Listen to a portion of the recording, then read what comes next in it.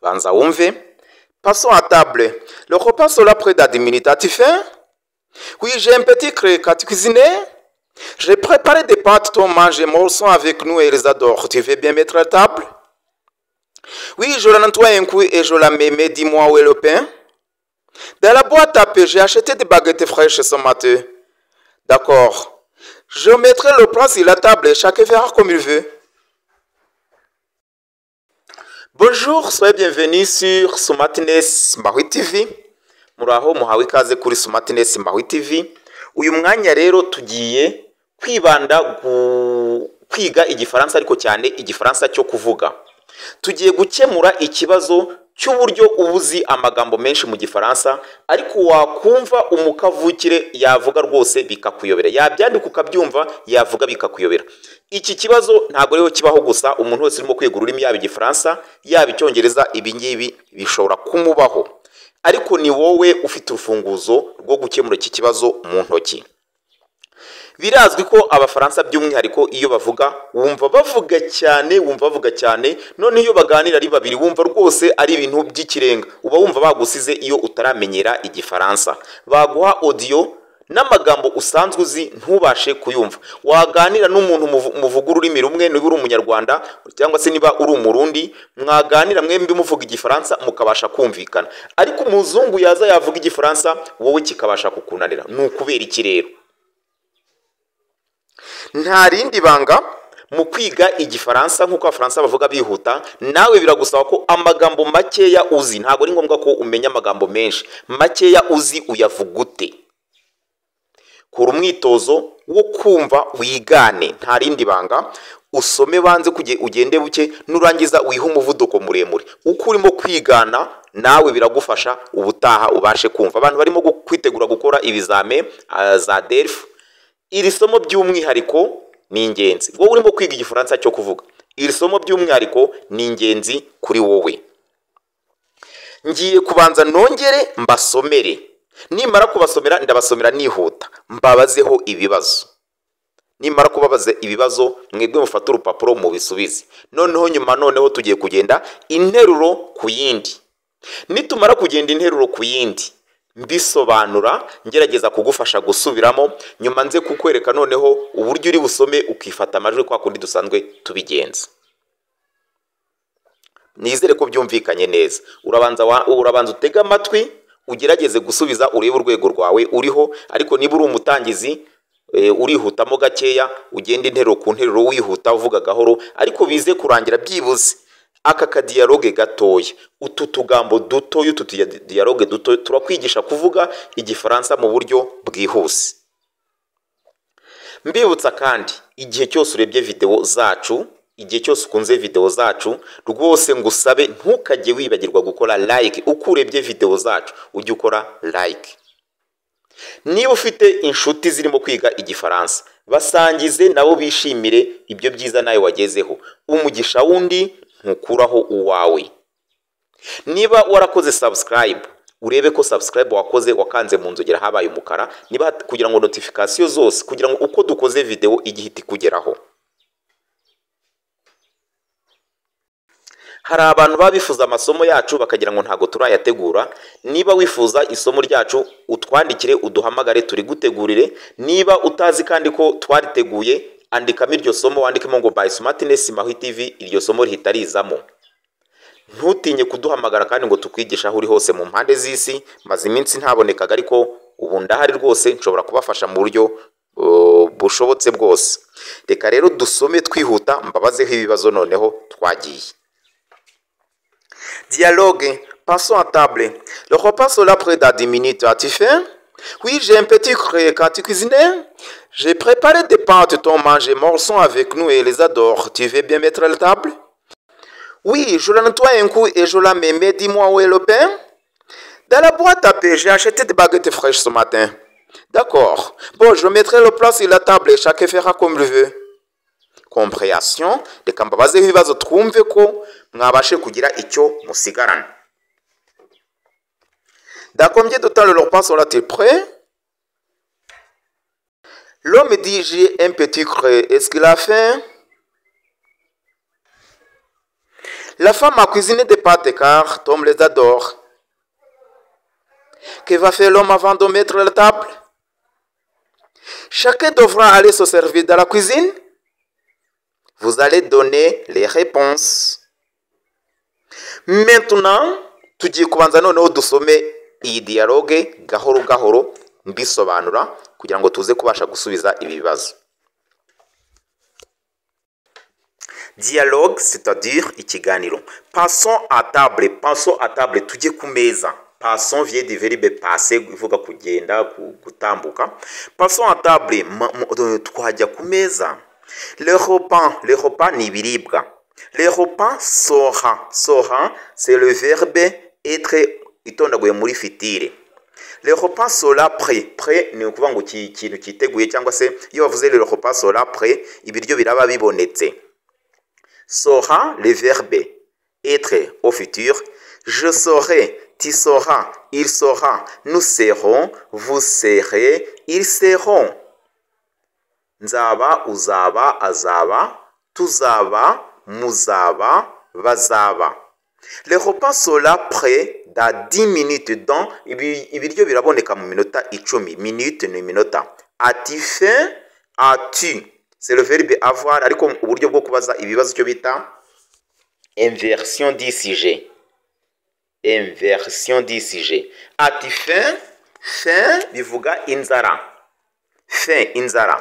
Soifé inyota. J'ai soifé mfite inyota. J'ai faim ndashonje. J'ai faim J'ai faim mfite inzara. Le repas sera prêt dans 10 minutes. As-tu faim? Faisons la lecture.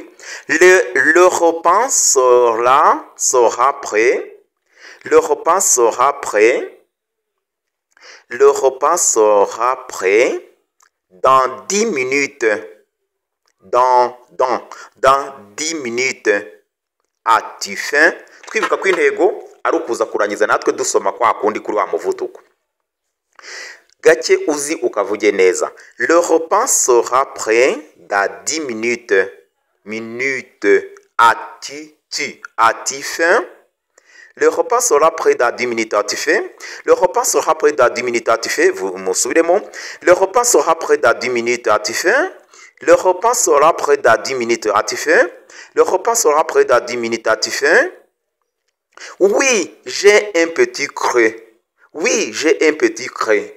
Ubundi ngo yego. J'ai mfite petit creux ubundi ni ikinogo. Yego ndimo kwiyumva, ni nko kuvuga ngo ndimo kwiyumva gake gake. Oui, j'ai un petit creux. J'ai un petit creux. Qu'as-tu cuisiné? Watetse iki? Cuisiner ni uguteka. Kwa iya kwa iri kumwe naka bavuga qu'as-tu cuisiné? Watetse iki? Oui, j'ai un petit creux. Oui, j'ai un petit creux. Oui, j'ai un petit creux. Oui, j'ai un petit creux. Qu'as-tu cuisiné? Qu'as-tu cuisiné? Qu'as-tu cuisiné? Oui, j'ai un petit creux. Qu'as-tu cuisiné? Oui, j'ai un petit creux. Qu'as-tu cuisiné? Le repas sera prêt dans 10 minutes. As-tu faim? Oui, j'ai un petit creux. Oui, j'ai un petit creux. Qu'as-tu cuisiné?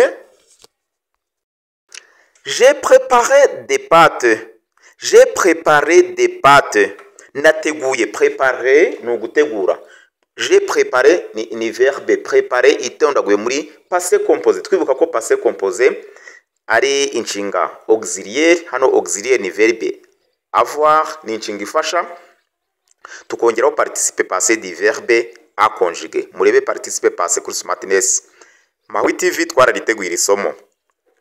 J'ai préparé des pâtes. Des pâtes ni ifarini twibuke ko ibikoze mu ngano batoba mu mazi bakabiteka. Biriya by'amacapati, by'amandazi, ibi byose by'ama spaghetti mu Kinyarwanda ryo byita ngo iki?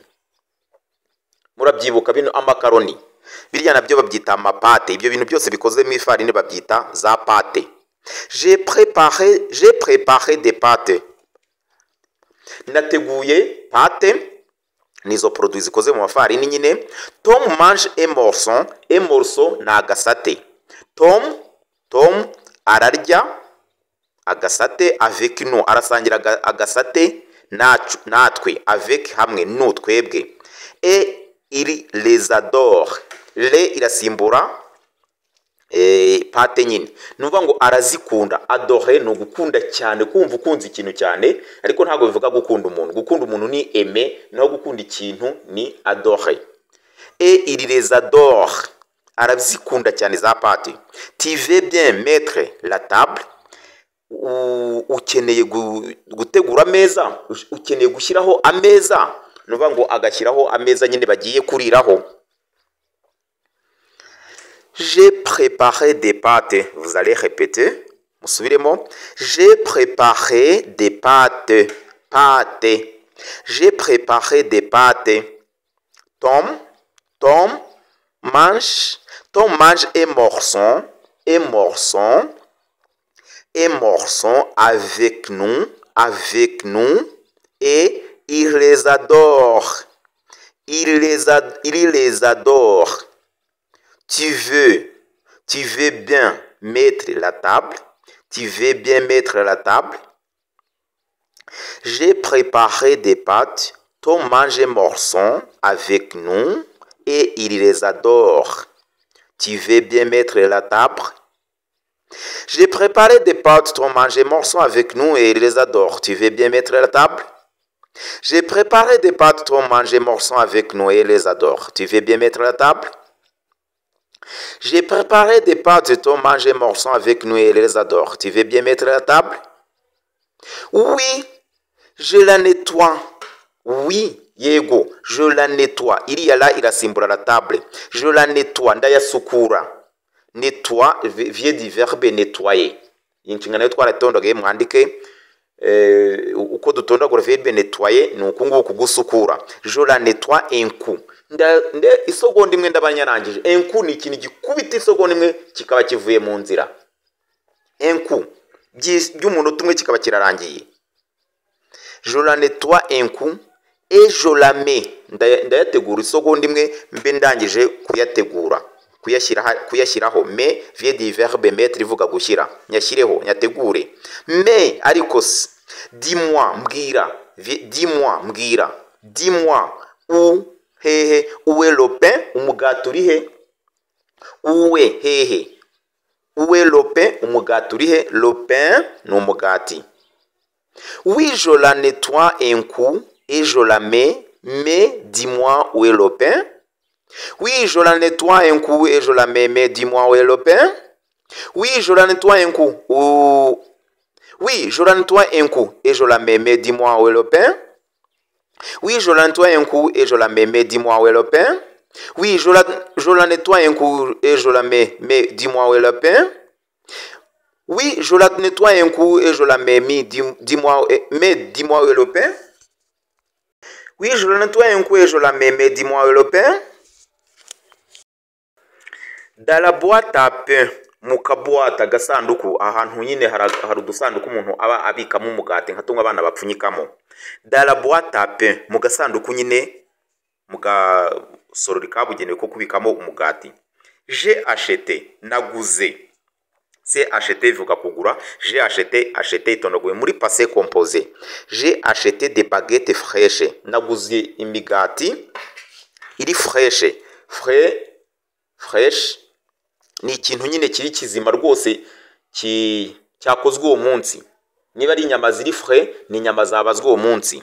Des baguettes fraîches ni imigati myiza rwose kuyireba yakozwe n'uwo munsi.